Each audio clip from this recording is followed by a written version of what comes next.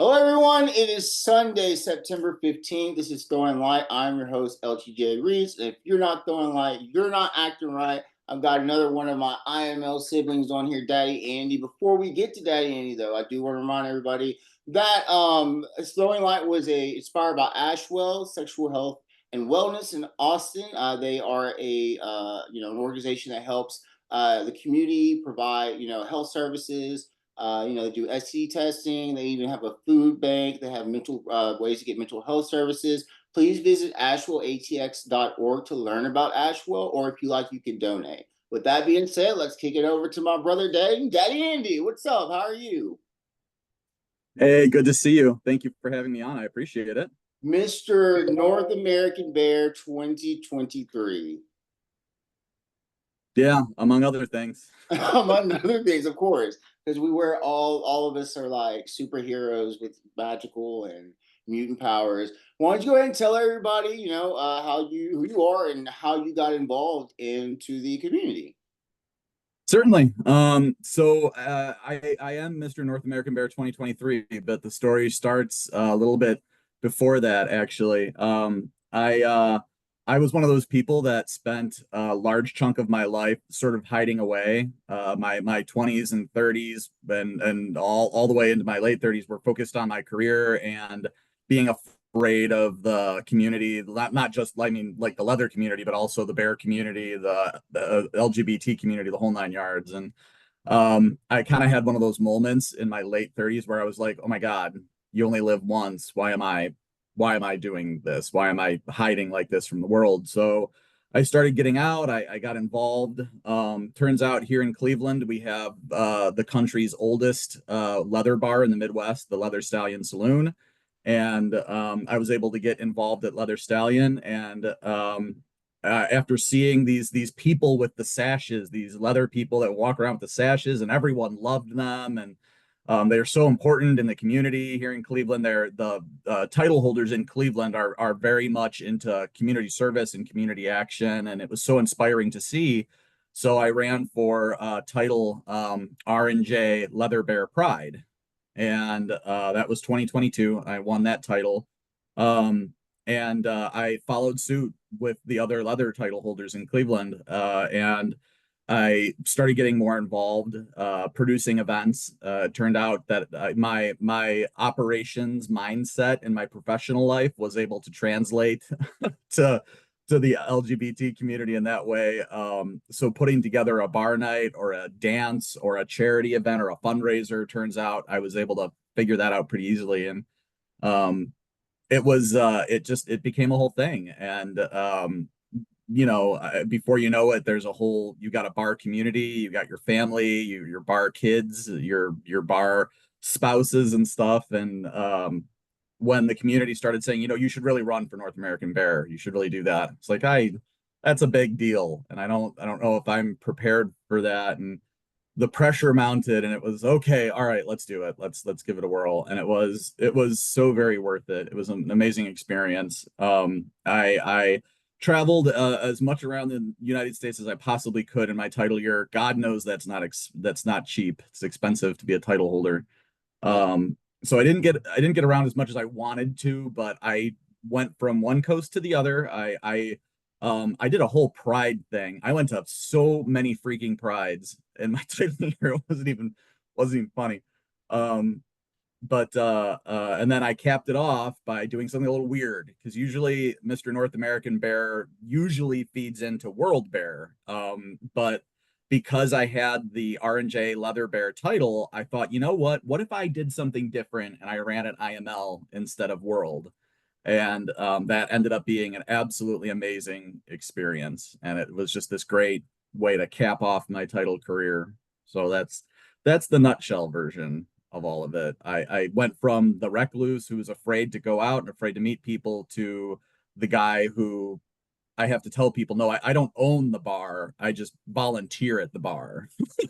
No, So it's I have to tell people all the time I am not involved in business operations whatsoever of the Austin Eagles. So please don't bring your grievances to me because I have no legit. questions for you whatsoever. I'm not involved. I don't want to be involved. I am a community face, a Yep. representative. That's my lane, and I stay in that lane. Yes, yes, I'm gonna yes. get I'm here for the involved. community. Yes, I'm just here for the Here for the community. Where I tell people I am a community leader for our, for our bar, and pretty much for, yeah, I mean, in terms of what I'm doing and representing our community. I mean, it's just, it's been me, Beacon, and Cable recently. And then yeah. so I'm stepping down the last week of October, and I think Cable's going. Oh, Yeah, it's gonna be interesting. So, you know what? Before we go more into like the community work and stuff like that, you've had a recent, you've gone through a life change pretty much in terms of, your weight loss journey. Um, Tell us about that. Like, because I've seen you share a lot of that on social media, and it obviously was like somewhat of maybe a weight lifted off of you as a person. Like, let's talk about that. oh yeah. So, oh gosh. Okay, so this is 2024. So I had surgery. I started the surgery journey in 2020. And that's the biggest piece of advice to anybody who's considering weight loss surgery, like a gastric bypass or even a gastric sleeve. If you're even thinking about it, start the journey way in advance, because there's a whole long period of time you have to go through classes and psychological evaluation and cardiac evaluation, and all of that literally takes a year or more. So if you're interested, start the process. But in 2020, I weighed 450-ish pounds, give or take. I didn't weigh myself at my heaviest. You have to understand that my body dysmorphia was so hardcore that in my first apartment, when I had moved out of my parents' house and moved into my first apartment by myself, I had actually paid the maintenance people to take the mirrors out, because I didn't want to look at myself. I couldn't look at myself. The body dysmorphia was that bad. Um, and in 2020, I had gotten to that 450-ish pound point, and it was a juncture where my doctor had sat me down and said, "Look, here's the deal. You're going to have a heart attack at 40 something. That's where you're headed. So if you don't fix something, if you don't do something about it, that's where you're going to be." And I figured, okay, you know what, it's time, we got to do something about this. So I started working on it, and like I said, you got to do a year of classes and evaluations, and then you actually have to lose weight before the surgery. You have to lose, I think it's 10%, or there's a percentage number they give you that you have to lose to prove that you're able to do it.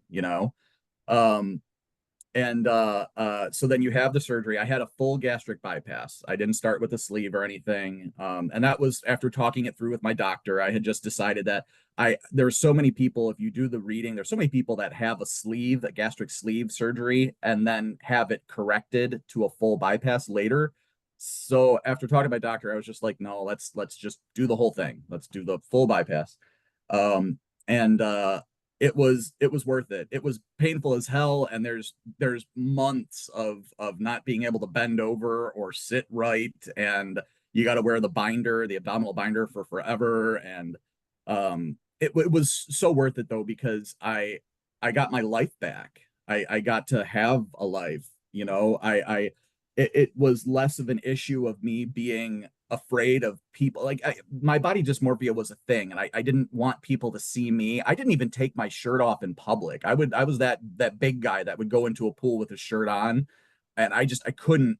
And they warn you before you have any weight loss surgery. A good doctor will tell you your body dysmorphia doesn't go away just because you have the surgery. Sure, it could be a stepping stone, but Psychological. that's just it. Exactly, it's a stepping stone, right? Um, and lo and behold, that's kind of what happened. It was a great, like, okay, all right, I don't look the same as I used to. And all right, yeah, I still have moments where I look in the mirror and I see big Andy instead of smaller Andy. I'm down to 230 pounds now, so like that's I lost a whole person. That's amazing. um That's great. oh God, I just it gave me my life back. And I tell people, this is why I encourage the bar kids, the young 20 somethings that come to Leather Stallion. Have fun, enjoy yourself. Don't make stupid decisions, but don't hide either, because I didn't do any of this until my late 30s. I was that kid that hid from the world, 20s and 30s. So, like, you know but yeah, it was I no regrets. It was amazing. I'm going to go ahead and connect a dot here. So obviously, being involved in the leather community helped with your self-esteem and your body image, and that is it helped me, so I can get how that makes sense to me as being someone of the community, how we're body positive, and I see that in our community more so than I see outside other communities where it's like you're traditional, all American, but like it just feels like these are just regular people, and you can be sexy, no matter what your body type is. It honestly, like Yep. we said, it comes down to how you see yourself and how sexy you feel. Mhm. And for some, so why? How did getting into leather help you overcome that?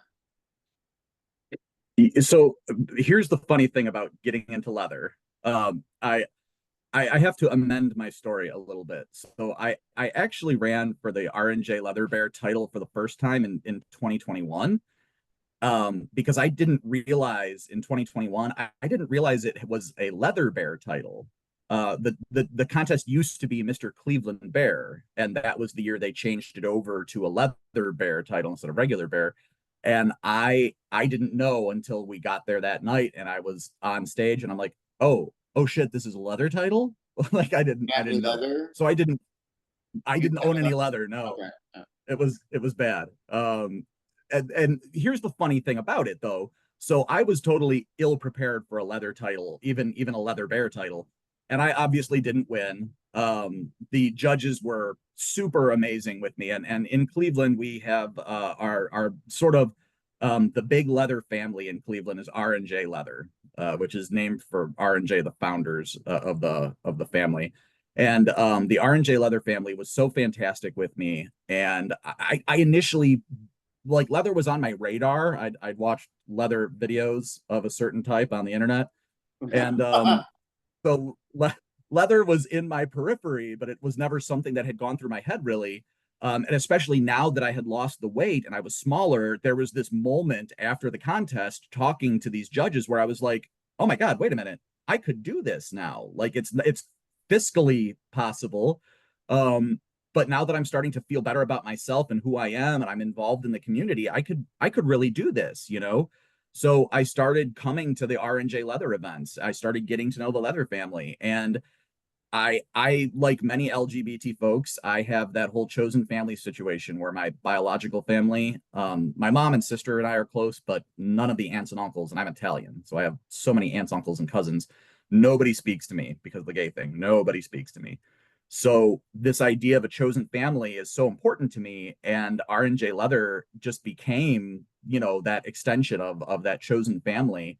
And so then you've got that positive feeling of how you like. I feel good in leather. I put the leather on, and it's become part of who I am. I'm Daddy Andy, and it's when I was covered by the community, I chose Daddy, not Sir, because the nurturing side of me, not it's not a fetish, it's not a kink for me. It's the nurturing part of me. But the community allowed me to do that. Getting into the leather community is what helped put me in touch with some of these younger folks that don't have father figures and gave me the opportunity. And it just leather connected me to so many things. I could sit here and rattle them off all night. It opens so many doors. And it's been important to me to be able to help facilitate that for other people where I can. You can lead somebody to the door, but they sort of got to open it themselves. But you can help people along that journey. But it's yeah, no, leather has been such a fantastic extension of this amazing experience these last couple of years. I um keep oh, So how did so going through the IML contest and we went through that together. Um mhm. how did you come out of that? What was your over because they build it up so much like that's the end all be all type of thing, and you feel like you don't know what your life is like until after IML because all you know is IML up until that point. Walking away from IML, what did you learn? Oh my Lord. Um I a lot. I so you hit the nail on the head when you say that like IML is it. like that whole year and a half before IML, is and even more than that for some people. Like Jorg, I think prepared for that for 2 years, I think, didn't he? Or but After your so title. that's what was that? Some people have Kevin like Mr. Fire Dancer. That's a 2 year title, so they prepare for 2 years. Yes. Yes. See, yes, that's so some people it's so much preparation. So what I got out of it was um it, there was a couple lessons. Number one, how important it is to be you, because you have that moment at IML where you start to look at the landscape, and if there's any part of you that's competitive, like I'm not a super duper competitive person, but I if I compete for something, I want to do my best, right? So you have that moment where you're looking at the landscape and you're like, okay, I think I get what they're looking for. They're looking for this here. Some of these things don't match who I am necessarily. So you have that moment where you're like, okay, I can adjust and I can be this, but that's not totally who I am. So it was funny because all the advice that my our brother Matt first and I both did our preparation together, and every time Matt and I talked to somebody who'd been at IML, they kept saying, "Be you, be you, be you." And I kept thinking, well, God, who else am I gonna be? What does that mean? And then you get to IML and you realize, oh shit, okay, that's what they're all talking about. So IML was this lesson in be you. And the other thing that came out of IML for me personally is the family part of it. The connections are you meet some freaking amazing people, and then you spend an entire weekend going through gay leather boot camp with these people, and and even before then, if you go to MAL and you start meeting the siblings before and you start connecting to people, and that whole year, I think all of us bumped into each other a couple times that whole year before IML. So you start getting to know who the people are. So by the time you even get to IML weekend, you've already connected with folks.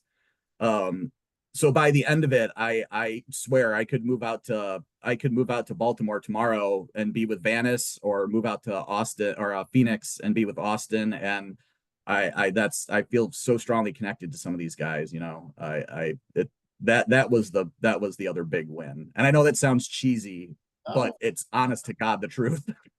no, it really is. Because a bunch of us were in New Orleans a couple weeks ago, and it just happened that way. Like I was there to judge Mr. Louisiana Leather, but then I invited Matt to go. Then AJ ended up showing up, and I so saw.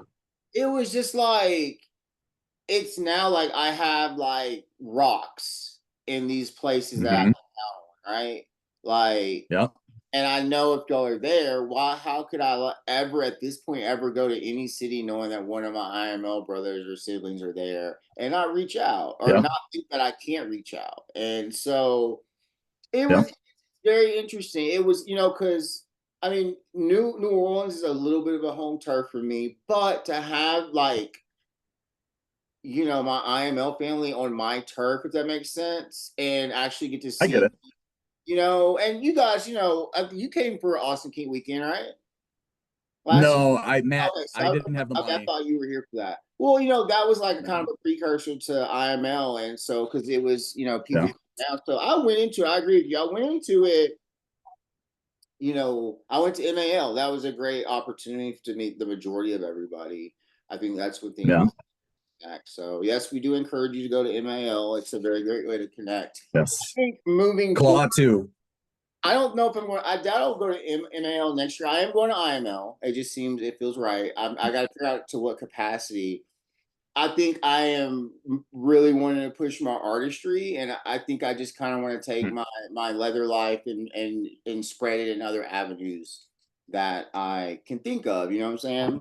Because the title, Yeah, no, that's a good what I idea. realized about having a title, you can do what you want, but it does restrain you a little bit because you are Yeah. at the community's expectations, and Yeah. there are certain And producer formalities and things you expectations. can do that like with the sash off of our plates, we don't have to apologize for being authentic selves. Hmm. Even as much as they say be you, with a title, a sash over you, you have to negotiate who you are all the time, every day, every second, every minute, all that. You have to Yes. negotiate who you are. They tell you Totally who accurate. you are, but you're negotiating who you are once you put that sash on. And sometimes that, I mean, for the most part, if you can handle that, if you can handle being less reactionary, if you can Mhm. handle, criticism, and that's not constructive a lot of times, that you have to take that with you, because people are looking Yes. at you because you have this symbol of leadership on. So when people don't see you, formally all sashed out, you know what Mhm. I'm saying? They're a little bit more comfortable with you, and they don't think, oh, this person, is a full leather with a slash. They should be doing this, and that. So, and and and me talking to in here, we're not all mature that get these titles, and some of us are stellar and amazing people. So it's just like real life with anything. You get people that really are there for the community, and people that are, I'm always going to be there for the community, but I get to be there as a fully realized Louis. This is the title year for me was an introduction because I'm still relatively new. Well, yeah. So, you know what I'm saying? There's a phrase that I was told by somebody from IML class 44, I think it was 44 or 43, who told Matt and I both that your title year is just your tryout. And the true measure of who you are happens the year after you've handed the sash back over, because you just spent a year touring the country or touring the state or touring whatever, being involved. You just spent a year with the opportunity to be involved and the opportunity to meet people and do things. So now that that sash is gone, now what do you do? Now what happens, right? Like the sash is just a megaphone. It's not a magic wand. Like it's not like the sash gives you powers. It just amplifies your voice if you want to look at it that way. So now that the sash is gone, are you still that person? Are you still out for the community? Do you vaporize and we never see you again? Or how does this look? So I keep going back to that idea that the year after is the year that you show people who you really are. I would agree with that. So I feel you. I feel you. Go do your art. Go do you, man. That's the idea. And I get to now the community. I've earned the respect of the community. My goal is Mm-hmm. pushing out. It's always been new territory, new safe spaces. I don't want us to feel like Mm-hmm. we're contained to a bar or to a street, or like it just that Yep. mentality. And it's going to take a lot of leadership and patience to teach people how to step into a new zone. But Yep. this I've learned, and that's what I'm here to do and stuff like that. You and Matt are working on a new title. What is that title? Yes. So it's Cleveland Person of Gear. Even So gender neutral title. And on top of being gender neutral, person of gear refers to whatever you want it to be. Rubber, it could be leather, classic leather gear, but it could be rubber, could be neoprene, could be sports gear, could be motocross, could be.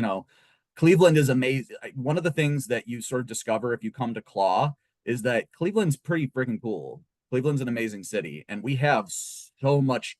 Our kink community here is bursting at the seams. It's sometimes it feels like. But the problem that we have is that you've got two bear titles, one further south in Akron, Columbus, and then one in Cleveland. And other than that, those two bear titles, they're all leather titles. So if you're a rubber person or you're into sports gear or you're into something else, you're kind of SOL. And then let's talk about the gender neutral thing. There are we have one primary female title in Cleveland, and that's it. And there's a bear title that is technically gender neutral, but people don't realize it.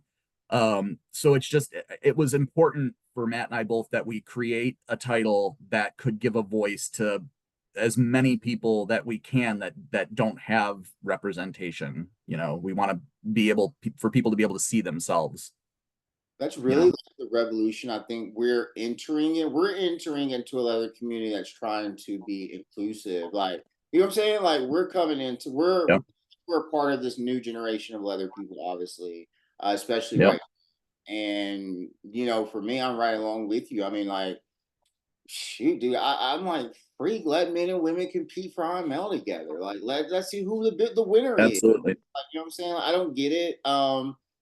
And that's something too, because for me, I tell people that I just was not comfortable doing pecs and personality. And people are like, what? Blah, blah. It's not like I do things artistically for myself, like my modeling, but Yeah. you want me to put on a character on stage, essentially. Yes. Yes. And my character was still in the oven baking, and it still is. I haven't reached that full realization as I am. But Mhm. in the contest here, and for let's take the Miss Texas, they do a fantasy scene. I would Yes. feel that. That's how I feel, I get because it. I would be comfortable with that. And I'm not against like taking. I'm like, why not just offer both to each side? You don't have to Sure. take anything away. Just give that offer, because maybe there are men or male identifying people that want to use their brain. And I think that should be taken Yeah. into consideration. I agree. I agree. The funny thing for me, and I totally feel where you're coming from on the pecs and personality or physique part of IML, because that was another one of those moments for me. Like I had already my hair. If you look at any of the pictures at IML, I'm the guy in the with the pink hair in all of the group pictures. In any picture, I was the one contestant with the pink hair. And let's start with the fact that that color was wrong. That wasn't like that was an accident, actually. It was supposed to be purple, not pink. But um I there was this moment where we were doing the practice stuff for physique earlier in the day, and I think we were all thinking about, how am I going to come on stage? What am I going to say exactly? What am I going to do? How am I going to show my personality? And I kind of had this moment where I'm like, oh, you know what I would love to do is just kind of jump across the stage and be energetic, because that's how I feel in this moment. Like, oh my God, this is IML. And I decided I was gonna, when we were at the microphone, I was gonna say the tagline that I say every event at Leather Stallion, right? So I was already jazzed and I was ready to go. So I had this moment where I was like, well, wait a minute. Are these judges really looking for a pink-haired doofus who's going to bounce across the stage? Probably not. Probably not. That's not. And I literally had this internal argument, and there was that moment where I was like, no, you know what? I should really be more calm, and maybe I'll strike a pose or something like that. Like that's probably what they're looking for. And then in that moment, it was just, you know what? Fuck it. I'm not. This is who I am. I'm a pink-haired doofus who is going to bounce across the stage. Uh, my only regret is that nobody warned me that in every freaking picture at Pex and Personality, almost every freaking picture, I'm sticking my tongue out. Apparently, I stuck my tongue out and just the entire time. So that's the only regret. But Yeah. yeah, I feel you. It was uncomfortable and there was that moment, but I'm glad I got there. Like I worked on my taglines and everything, but I never thought about what I was going to do in that like freaking minute they tell you to walk back and forth on the street. And I just had nothing in Uh-huh. that moment. And I was Yep. just like, what am I Yeah, supposed to I do? know. So I You're didn't number I one didn't think too. You were about number what one. to do. I got into that competition and it never crossed my mind, because I never that I would need to come up with like 30 seconds of selling myself. And I did not Something. sell Yeah. myself. I didn't. I That's my regret, is that, but I can't regret it. It was my first time there again, and I was contestant number one. We have to always remember that. Exactly. Exactly. So, We all did the best we could do given the circumstances, it is what it is, right? There was a couple guys backstage after Pex and Personality that I know beat themselves up a little bit about what they went out there and did, and it's like you can't do that. You can't freak out or be upset. Just I guess that's where I learned, when people say be in the moment. What the hell does that mean? It means enjoy the moment, because you're not gonna ever get to do Pex and Personality at IML on stage like that ever again. So enjoy it, be in the moment. yeah, and that's my to people that are watching. Look, like the cream rises to the top. You're going to go to Mhm. IML with a class, but remember that only some of you are cream, and that's just the reality of it. And you want to start to find those Yeah. people.